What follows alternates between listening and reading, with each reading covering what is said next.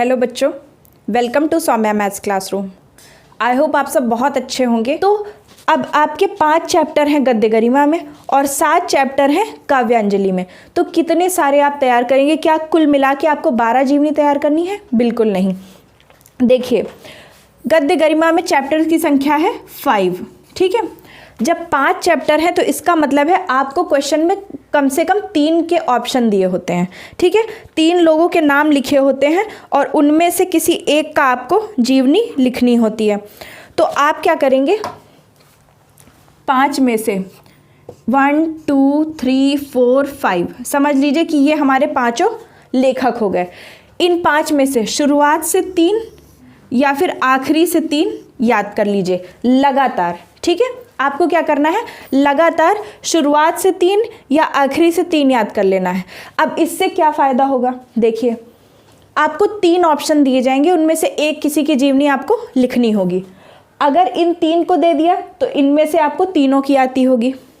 अगर इन 3 का दे दिया तो इनमें से आपको 2 आती होंगी। अगर इन 3 का दे दिया तो इनमें से आपको 1 आती होगी कम से कम, अगर आपने 3 ऊपर की याद की हैं। अगर 3 नीचे की याद की है तो अगर इन 3 का दे दिया तो आपको कम से कम ये वाली 1 आती होगी। अगर इन 3 का दिया तो आपको नीचे की 2 आती होंगी और अगर इन 3 का दे दिया तो तीनों आती होंगी, ठीक है। अब इधर उधर भी कर सकते हैं। शफल कैसे कर सकते हैं? यहाँ से 2 और यहाँ से 1 दे दिया तो भी आपको 2 आती होंगी। यहाँ से 2 और ये वाली 1 दे दिया तब भी आपको 2 आती होंगी, ठीक है। यानी इसको किसी भी तरह वो सेट करें, कम से कम आपको 1 जीवनी जरूर तैयार होगी। किसी भी आपको लेखक की 1 जीवनी जरूर तैयार होगी। यानी 5 में से जब आपको 3 ऑप्शन दिए जाएंगे तो 3 में से आप किसी ना किसी की जीवनी आपको आती ही होगी। बस ये याद रखिए कि जिन 3 को आप याद रखिए उनको बहुत अच्छे से याद करिए और बाकी 2 को हाथ भी मत लगाइए, ठीक है। तो आपका जीवनी वाला काम बिल्कुल पक्का हो जाएगा। सेम यही काम आपको करना है काव्यांजलि में, ठीक है। काव्यांजलि में आपको क्या करना है? आपके पास कुल 7 ऑप्शन हैं। 7 में से 1 2 3 4 5 6 7, आई थिंक आपको दिख रहा होगा अच्छे से। 7 में से आपको क्या करना है? लगातार ऊपर के 4 या फिर नीचे के 4 में से कोई एक ग्रुप याद कर लीजिए उनकी जीवनी का। यानी आप जानते हैं कि अब साहित्यिक परिचय पूछा जाता है तो अच्छे से साहित्यिक परिचय, सामान्य परिचय, जीवन परिचय, जो भी चीज़ आपको याद करनी है आप जानते हैं, उसे आपको क्या करना है? लगातार 4 को याद कर लेना है। कैसा भी ग्रुप बनाएंगे, ठीक है। कम से कम 3 आपको ऑप्शन मिलेंगे तो 3, अगर पहले 3 दिए तो आपको सब आते होंगे, दूसरे 3 दिए तो सब आते होंगे, यहाँ से 3 दिए तो भी आपको कम से कम 2 आते होंगे, यहाँ से अगर 3 दिए, यहाँ पर आपको याद रखना है इसमें 4 की जगह आपको 5 याद करने पड़ेंगे, ठीक है। 5 याद करने पड़े यानी आपको क्या करना है? केवल 2 बचाने हैं। आपको ध्यान क्या करना है?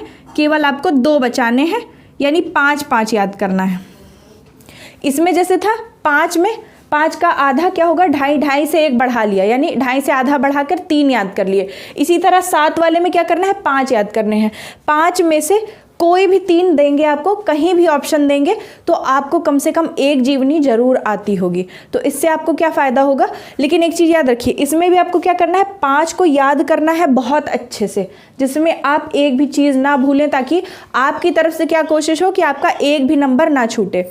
लेकिन बाकी जो 2 आप छोड़ रहे हैं उनको पूरी तरह से छोड़ दीजिए। फिर उन पर ध्यान मत लगाइए कि अगर इनको पूछ लिया तो क्या होगा, क्योंकि अगर नीचे के 2 आ भी गए तो एक कोई ऐसा जरूर आएगा जो आपको आता होगा, ठीक है। तो गद्य में क्या करना है? आपको 5 में से 3 जीवनी याद करनी है और काव्य में आपको क्या करना है? 7 में से 5 जीवनी याद करनी है। तो इस तरह आपका ये पोर्शन पूरी तरह पक्का हो जाएगा। बाकी हर चैप्टर को अच्छे से समझ लीजिए। गद्य में आपको क्या करना है? अच्छे से कहानी, वो जो आपको निबंध दिए हैं उनको अच्छे से पढ़ते जाना है। उन गद्य को आप कायदे से पढ़ेंगे और पढ़कर उनमें एक एक अक्षर का अच्छे से, एक एक शब्द का अच्छे से अर्थ जान लेंगे। क्योंकि क्या होता है, कभी कभी अर्थों को अंडरलाइन कर दिया जाता है, यानी शब्दों को, और उनका अर्थ पूछ लिया जाता है। इस तरह की चीज़ें पूछी जाती हैं। बाकी काव्य में आप जानते हैं कि काव्य में कुछ क्लिष्ट वर्ड भी आते हैं, यानी क्लिष्ट शब्द आते हैं, तो उसमें हमको क्या करना है, अच्छे से अर्थ समझ लेना है। उसके लिए आप किसी गाइड बुक का भी यूज़ कर सकते हैं, क्योंकि मुझे पता है कि आपके स्कूल तो सही से चल नहीं पाए होंगे, या अगर आपके टीचर ने पढ़ाया होगा तो आपको उनका अर्थ पता होगा। अच्छे से उनका अर्थ तैयार कर लीजिए। और आप जानते हैं संदर्भ और प्रसंग के साथ जैसे लिखना, व्याख्या जैसे सिखाई जाती है, तो कुछ जो इम्पॉर्टेंट चीज़ें हैं, जैसे आपने क्या किया, पिछले के 10 साल के पेपर्स देखे, जैसा कि कई जगह मिल भी जाते हैं आपको पेपर्स, और एक कंपाइलेशन भी आता है, वो कंपाइलेशन भी आप ले सकते हैं। तो उसमें 10 साल के पिछले पेपर्स में देखिए जो जो चीज़ें पूछी गई हैं, इंपॉर्टेंट है, उनको संदर्भ और प्रसंग सहित उनकी व्याख्या सीख लीजिए। उसके बाद में आते हैं कथा भारती पे। कथा भारती में आपके पास हैं 4 कुल कहानियाँ। तो 4 कहानियाँ कौन कौन सी हैं देखना है। सबसे इंटरेस्टिंग पार्ट मुझे यही लगता था कथा भारती, क्योंकि इसमें बहुत अच्छी अच्छी कहानियाँ आती थी जो आपको पढ़ने में बहुत मज़ा आता है। मैंने 12th काफ़ी समय पहले किया है, लेकिन मैं अभी तक उन बुक्स को पढ़ती रहती हूँ, मुझे ये कहानियाँ बहुत पसंद हैं। तो आपके हिस्से में जो 4 कहानियाँ आई हैं वो हैं ध्रुव यात्रा, पंचलाइट, लाटी और बहादुर। इन 4 कहानियों को आपको तैयार करना है। तो इन 4 में से भी कोई 2-3 अच्छे से तैयार कर लीजिए, 2 या 3 कर लीजिए, बहुत हुआ। और वैसे तो मुझे लगता है 2 में ही हो जाता है, क्योंकि जब 4 ही हैं तो चारों इम्पॉर्टेंट हैं। और वैसे भी कहानी में क्या पढ़ना और क्या याद करना होता है, बहुत ही इंटरेस्टिंग चीज़ होती है। तो इसे अच्छे से पढ़िए, 2-3 बार 4 बार जब आप पढ़ेंगे तो आपको लाइन याद हो जाएगी, यानी लाइन टू लाइन याद हो जाएगी। आप किसी को कहो लाइन टू लाइन सुना दें। तो इसको अच्छे से तैयार कीजिए। और इनमें क्या होता है, ज़्यादातर क्या पूछा जाता है, चरित्र चित्रण तो मुझे नहीं लगता, हाँ थोड़ा बहुत चरित्र चित्रण के बारे में पूछा जाता है। और कथा में सबसे ज़्यादा जो है कथा भारती से आने वाले क्वेश्चन है वो किसी कथा का या किसी कहानी का, यानी आपको जो कहानी पढ़ाई जा रही है उसका क्या सार निकलता है, सारांश, वही सबसे ज़्यादा पूछा जाता है। तो हर कहानी को आप क्या कीजिए, पहले अच्छे से पढ़िए, कम से कम 2-3 बार, और फिर एक दिन एक पेज में कुछ निश्चित शब्दों में, आप जानते हैं जितने 250 या 300 शब्दों में पूछा जाता है, तो उतने आप लगभग 2 पेज में उसको क्या कीजिए, सारांश के रूप में लिखने की कोशिश कीजिए कि अगर मुझे ये कहानी किसी को सुनानी हो तो मैं किस तरह सुनाऊंगा। देखिए सारांश में और कुछ नहीं होता, मतलब बहुत से बच्चे डर जाते हैं कोई लाइन ना छूट जाए, कोई बात ना छूट जाए। तो सबसे पहले आप कहानी को अच्छे से पढ़िए और फिर ये सोचिए कि अगर मुझे ये कहानी किसी को सुनानी हो तो कम से कम शब्दों में मैं उसे कैसे समझाऊंगा ताकि पूरी बात आ जाए और पूरा सार भी अच्छे से समझ में आ जाए। तो उसको आप मन में सोचिए और फिर अपनी कॉपी पे लिख कर देखिए। बस आपको क्या करना है, लिखने की थोड़ी सी प्रैक्टिस करनी है, और लिखने के टाइम आपको ये ध्यान रखना है कि आप उसको थोड़ा ब्यूटीफाई करके लिखें, यानी कि थोड़ा अच्छे शब्दों का इस्तेमाल करें और थोड़ा आकर्षक तरीके से लिखें। तो ये हो गई बात कथा भारती की। इसके बाद हमारे पास है 5 नाटक। ठीक है, नाटक कौन कौन से हैं, कुहासा और किरण, आन का मान, गरुण ध्वज, सूतपुत्र और राजमुकुट।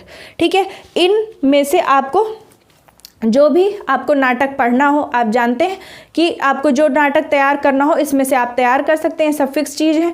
और नाटक में क्या होता है, किसी जो एक चीज़ तो जो सबसे इम्पॉर्टेंट होती है, ये इसमें आपको नाटक में और खंड काव्य में लिखने वाले का नाम जरूर पता हो। वैसे पूरी बुक में ही ऐसा है, जैसे कि अभी आप गद्य में पढ़ेंगे तो कहीं पे भी चैप्टर का अगर कुछ आ जाएगा, संदर्भ प्रसंग सहित व्याख्या आएगी, तो उसमें क्या आपको रचनाकार का नाम जरूर लिखना होगा।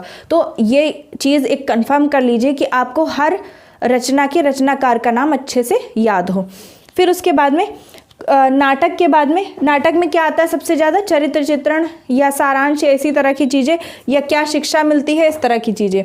खंड काव्य जो है ये भी आपका क्या है, जिले वाइज बटा होता है। आप जानते हैं कि आपका कौन सा डिस्ट्रिक्ट है उसके हिसाब से आपको दिया गया होगा, और उसमें आपको सबसे ज़्यादा जो सबसे प्रमुख किरदार होता है उसका चरित्र चित्रण आपको तैयार करना है। उसके साथ में, उसके चरित्र चित्रण के साथ में उसका एक सपोर्टिंग रोल ज़रूर होता है, यानी जब आप उस खंड काव्य को पढ़ेंगे तो आपको खुद ही महसूस होगा कि कौन था जिसने इसको ये बनाया। जैसे मान लीजिए एक कहानी राणा प्रताप के ऊपर चलती है, तो उसमें साथ में ऐसा कौन है जिसने राणा प्रताप को वीर बनाया या साहसी बनाया या उनको मदद की सबसे ज़्यादा, उस एक पर्सन का चरित्र चित्रण, ये चीज़ें आपको याद होनी चाहिए। और सबसे ज़्यादा ध्यान इसी पोर्शन पे दीजिए क्योंकि ये स्कोरिंग होता है। आप जानते हैं कहानी को आप कहानी की तरह पढ़कर एकदम अच्छे से रट लेते हैं, बचपन में सुनी हुई कितनी कहानियाँ आपको याद होंगी, तो ये चीज़ बहुत ही ईजी है हमारे लिए, इस पर सबसे ज़्यादा ध्यान दीजिए। तो आज का वीडियो बहुत लंबा हो गया होगा, आज के वीडियो में इतना ही। फिर अगले वीडियो में हम बात करेंगे कि व्याकरण में हमें क्या क्या चीज़ें पढ़नी है। फिर रस छंद अलंकार आपको पढ़ने होते हैं, तो उनमें भी मैं आपकी कुछ मदद करूंगी और रस छंद अलंकार की कोशिश करेंगे कि इसको मैं आपको पढ़ा दूंगी। और उसके साथ में आपको मैं कोशिश करूंगी बहुत अच्छे अच्छे और एकदम अलग ही टाइप के एग्जाम्पल्स दूंगी।